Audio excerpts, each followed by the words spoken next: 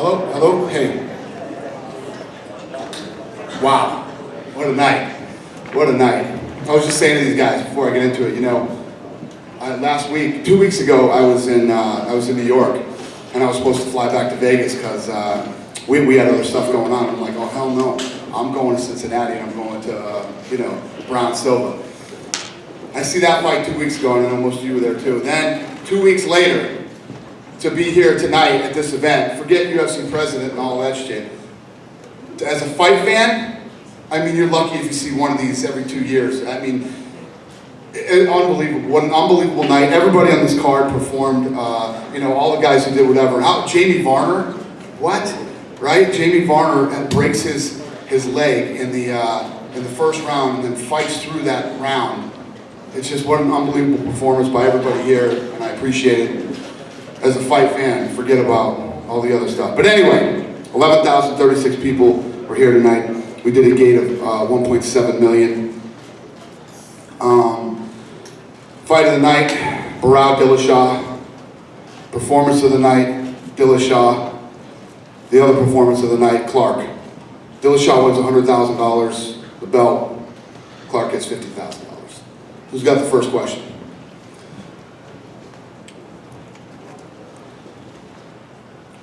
Would you regard this as the greatest upset in UFC history? It's up there. It's tough to, Sarah GSP was a pretty big one too. Well, just to ask you, follow up on that, Barao had won 22 in a row and unbeaten in 34 fights. GSP didn't have that kind of... I agree. Yeah, it's big. It's huge. And then as far as the odds go, I mean, it's 8.5 to 1. Apparently there was 10 times as many tickets written on Dillashaw, and yet the sportsbook still won. Oh, really? Yeah, so... That is interesting. So while we wait for TJ to get here, if I could ask you first your opinion of Daniel, and I know Lorenzo said tonight that Jones and Gustafsson would be in August. Did the way Daniel fought tonight do anything to change your mind, and might there be a way that Daniel would leapfrog Gustafsson? No, Gustafsson earned that fight. The Gustafsson fight was worthy of an immediate rematch. A lot of people were screaming when we didn't do that thing. He deserves that fight. And then as far as Daniel goes, he's definitely next in line. I know he said he wants to wait, but I'm not a big fan of guys waiting that long because you never know what could happen. He could wait that long and somebody could get hurt. The fight might not happen, but we'll talk about that. I'll talk to him about it. And I don't like to say this too often, but it's like Daniel's performance tonight was so good. It's like I almost wonder if he has to be in the conversation for the best fighter in the world, because that was a pretty dominant performance against a really good guy who had never been dominant. It was unbelievable. I mean, I agree. He looked amazing tonight. It's funny. I was like, I don't want to throw Kane under the bus here, but I'm sitting there talking to Kane, and he's jumping from side to side and doing all the stuff he was doing with Hendo. And I go, does he have any submissions?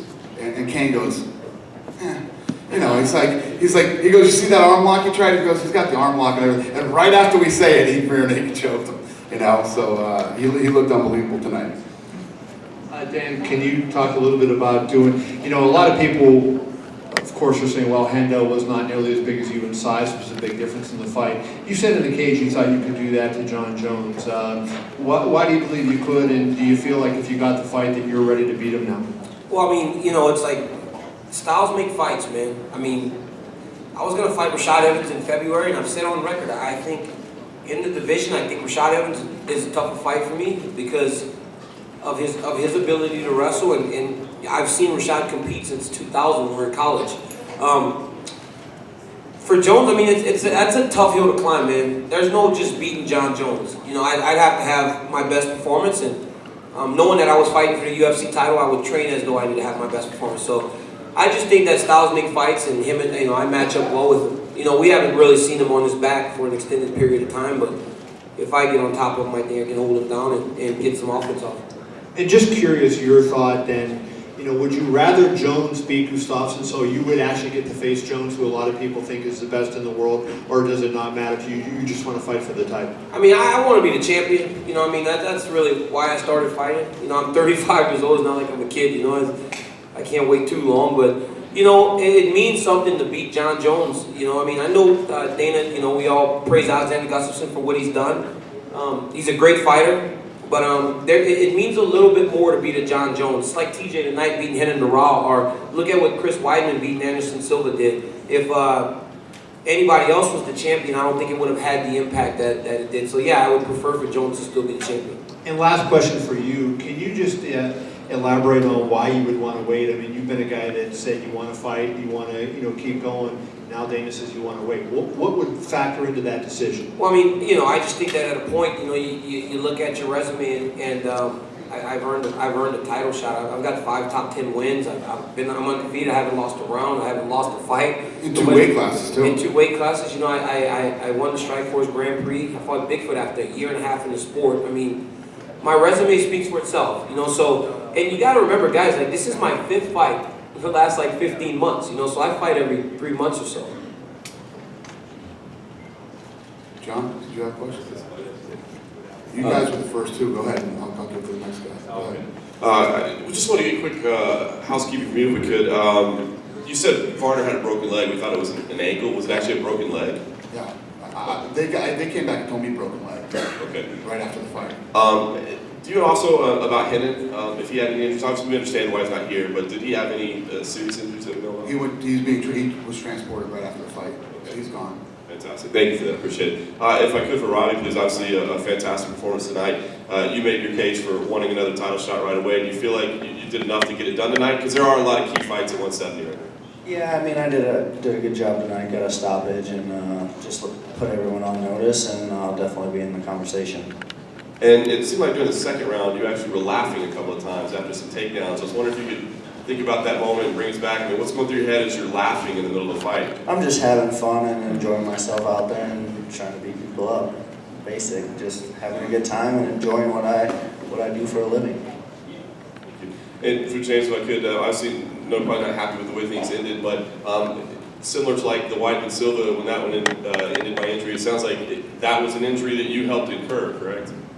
Yeah, I mean, to be honest, kicking low, kicking the calf, kicking the ankle was a big part of my training camp. It was something we wanted to do. We worked on it. The very first kick I threw was low. I missed it, and then the second one I think was the one that hurt him. I wasn't trying to break his leg. I guess the whole idea was to get the weight off that front leg and get it to the back leg where he doesn't press forward as much.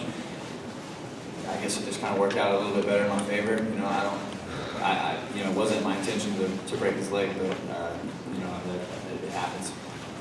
Thank you. Just one lastly, if I could, for Takea, please. Obviously, Takea's got a fantastic win streak in the bantamweight division right now. Does he feel like he's accomplished enough to be in that title picture right now, or does he feel like he still has more to do before he can be considered? 今回で5連勝になりましたけども、自分はタイトルショットをもらえる権利があると思いますか、それとももう1試合ぐらいしなくちゃいけないと思いますか。僕としてはチャンスがあるならタイトルショットやりたいというふうに思っています。 Well, if there is a chance, I would like to get that title shot, so I guess that's the UFC has to decide.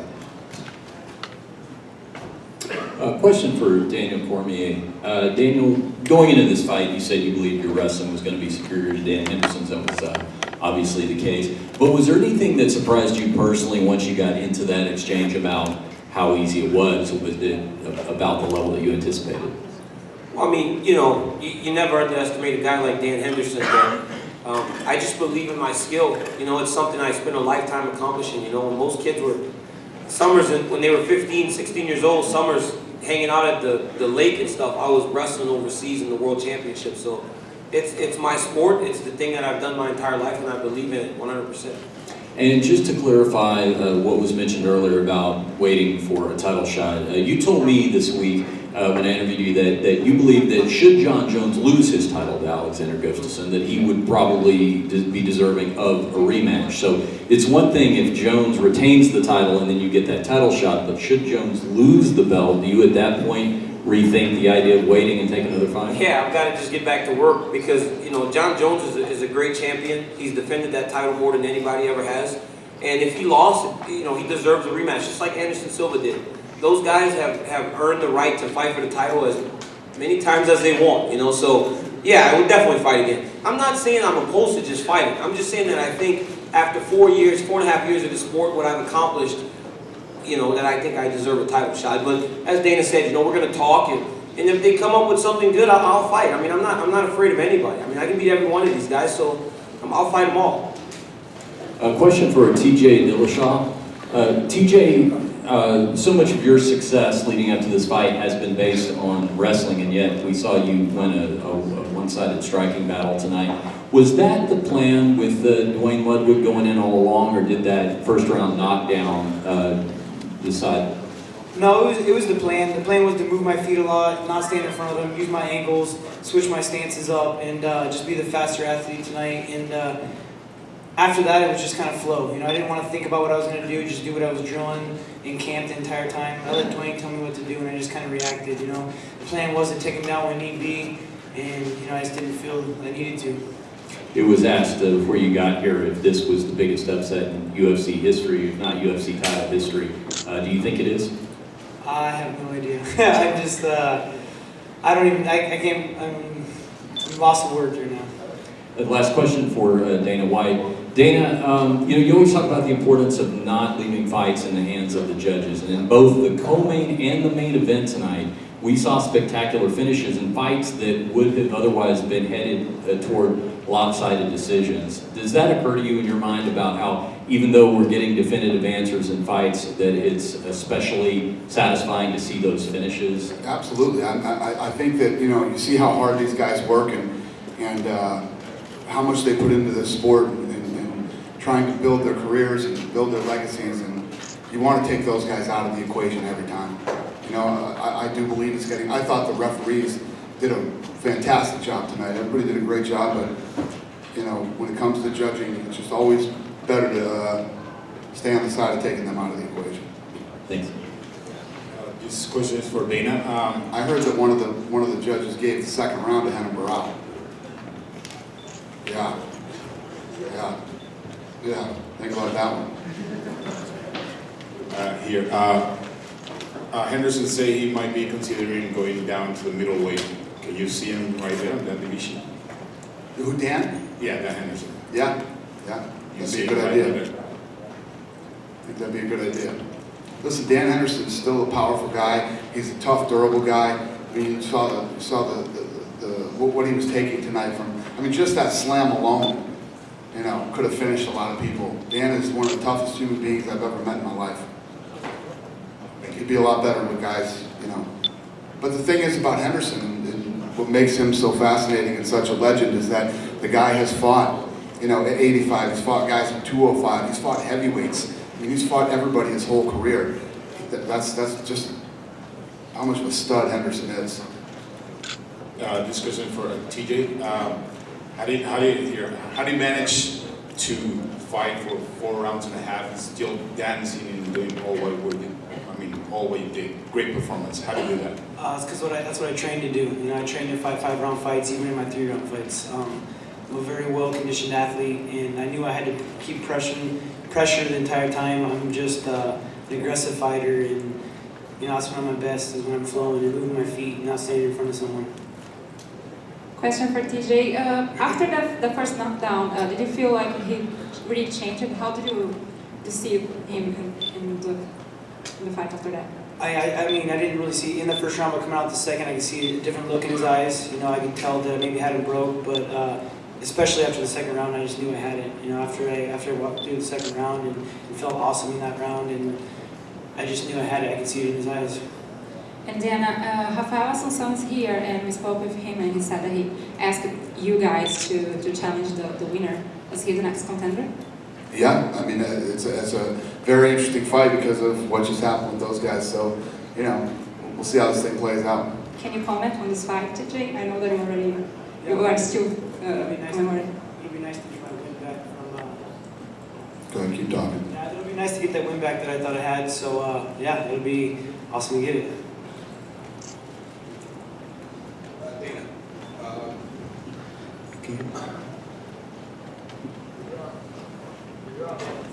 Okay, it's on. Okay, Dana. Okay, it was on a second ago. This actually was half an answer just a second ago, but with like say GSP or Anderson Silva if they lost, or even John Jones, people talk about an immediate rematch. What's your thought as far as Henry Barral? I mean, he was a good champion. Yeah. I mean, he got dominated, but he hasn't lost in 35 fights, et cetera, et cetera. Yeah, I mean, that's on the table too. Okay. It wouldn't be insane to give him a rematch either.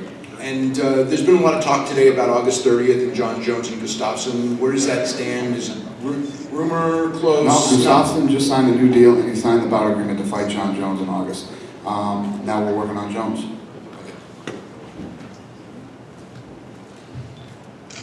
Yeah, TJ, I'm curious, obviously this is the last camp with Bang over at Alpha Male, so how do you plan on moving forward now that he's going to be in Colorado? Any chance he'll consider switching out there? I'm going to continue to train with Team Alpha Male, but I'm going to cross-train with Dwayne. I'll go out and train with him on my when I don't have a camp, I'll fly him out when I'm in camp. I'm going to continue to work with Dwayne. He'll be in my corner. I plan on getting my black belt under the guy. He's a genius. But I think it's going to make it the best of both worlds. We're going to have a new coach come in and be able to watch me there, and then I'll be able to get training from Dwayne. So I'm going to have multiple eyes on me, and I got to stay with Team Alpha Male. I mean, they've got me where I'm at, and they're the best sparring partners you can get for my weight class. All right, and then just a quick one for Dana. Obviously, TJ is one of the fourth guy off the tough program to claim the belt now, and you have Chris and Tony and Michael up there who are all former winners. How does TJ's win tonight sort of further indicate the relevance of the show as a feeder system into the organization? I don't think it ever had to be done. I mean, it has been since day one. It's been instrumental in building the sport and building guys. Like I said, we go in. These guys go in and live in this house and train with these guys for 6 weeks, and then there's 13 episodes, and millions of people know who they are when they come off that season of The Ultimate Fighter. Plus, I think every guy that's ever been on there would testify that it's one of the hardest things you could ever go through. It challenges you mentally, physically, emotionally, in every way you can be challenged, and the Ultimate Fighter isn't going anywhere. It's going to be here for a very long time.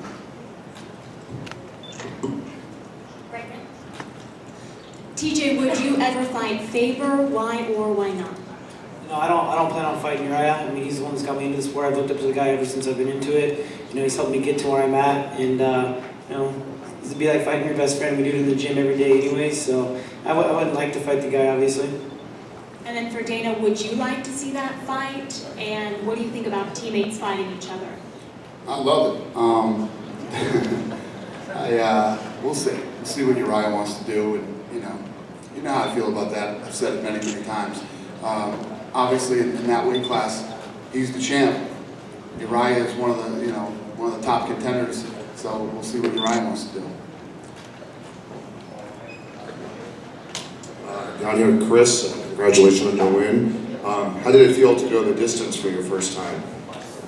It was a great experience. Haven't been past the second round in my career, so just to go 3 rounds versus a good competitor, it was a great opportunity for me to kind of show everyone I'm not just a 1-round wonder, and I can go all 3 rounds and be comfortable in there and show my skill set. Love you all at work. Love you too, Joe. And for TJ, we spent a lot of time filming both you and Chris at the same time, all the way leading up to the 5th round. I mean, you just did not look gassed. I mean, do you attribute a lot of that to Dwayne, the two of you? To my camp. I mean, we work hard. That's what we've done since I've been in there. I mean, Team Alpha Male, we're hard workers. We're getting in there. We're throwing every day. We're working hard outside the gym even too. Just a dedicated lifestyle. TJ, question for you. You said you wanted to switch stances. Obviously, you landed a lot out of both stances, but why was it? What did you see that made you feel that was important?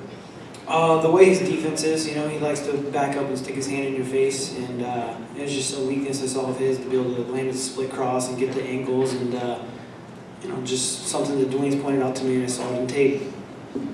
2 other questions. I just didn't understand what you meant when you said I wanted to use my ankles. I don't usually hear people say use my feet. What did you mean by use my ankles? Not standing in front of him, getting off to the side and returning my other stance, both stances. Just kind of so he's not going to be squared, you're not going to be squared up to him. Yeah, not in front of him where he can be dangerous like he is. I mean, he hits hard. He's a powerful athlete, so standing in front of him is not a good move.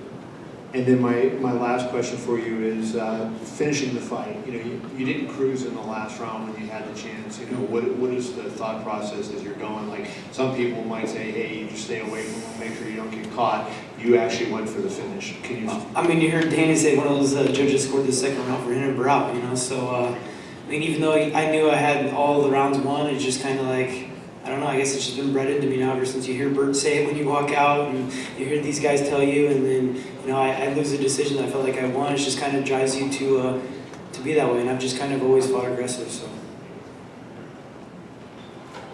My first question is for Dana. Robbie talked about wanting to get another shot at the title. Do you think that that's a possibility as of right now with that win, or are you going to look at the whole welterweight picture? Absolutely. I mean, how could you deny it? The fight with Hendricks was awesome, and his performance tonight, and his performance before the Hendricks fight. I mean, there's no doubt he's the number one guy in the world right now.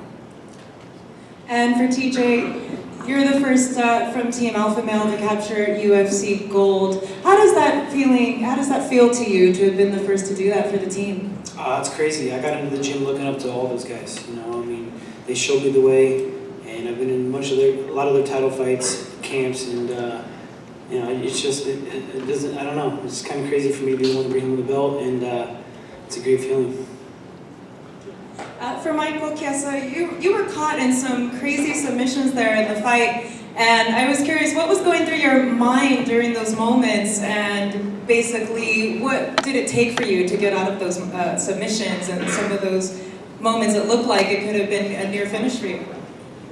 Well, first of all, I fought very impatient. That's why I don't like game planning for fights. I had a game plan, and you know, obviously, I'm relying on him to do something he wasn't doing from what I saw in the film. I was expecting him to throw a lot more heat, throw a lot more punches, and I had my game plan kind of surrounding that. Everybody was talking about the body shot in the first round, and just like you said with the guillotine, that was pretty deep. But other than that, yeah, just you know, I'm a grappling based fighter, so just had to tough it out. And you know, once you get sweaty, you can kind of pull out of those things. You don't have to be as technical. So he's a tough guy. You showed up for sure. And while I got the mic, I want to say, good job, TJ. And question for Tony, please. Basically, you are now just putting together the wins in the UFC. You only have one loss to Michael Johnson. Is there anyone in particular in the division that you're looking at that you would like to make a run at? Of course, I'd like to avenge that loss, but it doesn't matter. Whoever they put in front of me, I want to make sure that my game steps up every single time. I'm a finisher. I'm a submission artist. I'm a knockout artist. I'm just going to keep displaying my talents. Thank you very much. If I could follow up with TJ, please. Obviously, you've got Dana saying that the Asuncion rematch makes a lot of sense. As a round fight would also make sense. Is one more preferable to the other? Not really. You know, I mean, boss man tells me what to do. I'm there. I'm just excited to be in my situation. Thank you very much. If I can follow up with Mike briefly as well. Obviously, it was a big victory for you tonight. You know, you're kind of dealing with these Ultimate Fighter cast members and that sort of thing. Do you feel like you've accomplished enough now that you can kind of step up a little bit and take on a higher level of competitor? Or do you feel like pretty comfortable where you're at this point? You know, I'm always willing to step up. You know, my one loss is to the guy that's ranked 14th in the world right now. You know, I've shown that I'm willing to step up and face top-tier competition, but I'm not at that point in my career where I can start calling people out. My job is to just pick up the phone when Joe Silva calls, sign on the dotted line and fight. And, you know, once I work my way into the top 15, top 10, you know, then I'll start being particular about who I want to fight. But it's just my job to show up and win. That's it. We'll take two more questions. Cormier's hungry. I knew you would blame that on me. I knew you'd blame it on me. In the back here, TJ, back to your right. During all the build-up, did you ever have a doubt? There were so many people doubting you. You gotta ignore it. You know, I mean, obviously you hear it, you hear how awesome the guy is, but you know, it's just the mental mindset you for competition. I mean, you can't go into a competition scared. If you are, you're not going to be to your fullest. So I went in there with 100% belief, even though I knew how great the champion was. I just had to believe in myself. And this one's a follow-up to you as well as to Dana. Do you prefer being on cards with a preponderance of lighter weight fighters? And Dana, is that something that the UFC would consider, trying to have a consistent weight of fighters across a card? I could care less. Me too. Take one more question. TJ, right in front of you. You know, was it kind of nice being able to dominate him for 5 rounds, really leave no doubt in anybody's mind? TJ is the better fighter. There's no fluke. Or is that crap, and is it like you would have taken that first round knockout if you would have gone out from that way? You know, I had that choke locked up, and I didn't finish it. You know, I was kind of pissed off about it at first, but now I'm kind of glad I didn't. You know, I got to prove myself even more. And if I would have just finished the choke, it could have been just, you know, that easy of a win. But got to show more skills and with the longer it went. And so yeah, I'm glad that I got to dominate that much of the fight. And then Dana, going back to what Kevin asked you about the biggest upset ever in UFC history, it's always, you know, Sarah and GSP. And do you think that part of that is just because of history, or because legitimately we just haven't seen anything that crazy happen since that? The upset? The Sarah GSP upset. Yeah. The fact that you hold it in such a high regard and the biggest upset, do you think that some of that has to do with history, or do you think legitimately just nothing has happened that was that crazy? It just sticks in your head because nobody thought Sarah. It's very much like this. But I guarantee you the odds weren't as big as this fight was. This got to this end? There you go. It's a tie. It's the craziest upset ever. Yeah, I mean, they're both right up there. You know, there's no guy, you know, of course, when I was walking through, I was looking on Twitter and everybody's like, yeah, you said he was the #1 pound-for-pound fighter in the world. And you know, that's how the fight business is, you know. Guys won 35 straight, hasn't lost in almost 10 years. You lose one fight, you suck. You know what I mean? You were never as good as everybody thought you were in the first place and everything else. You know, Dillashaw came out tonight and put on an unbelievable performance. And I think that Henna Barao, you know, you can have those. Remember, I was telling you guys before the fight, you know, everybody wakes up and it's just not your day, you don't have that day. I don't believe that happened to Henna Barao tonight. I think that first shot, the first round, he never came back from that. That, you know, that would have knocked almost everybody out. Henna Barao took that shot and a zillion more through 5 rounds and stayed in there and you know, the kid's tough as hell. One thing before I wrap this thing up. UFC returns to the Cotai Arena at the Venetian, Macau on Saturday, August 23rd. The main event is Kung Lee versus Michael Bisping. And the co-main event is Hector Lombard versus Dong Hyun Kim. Thanks for coming, everybody.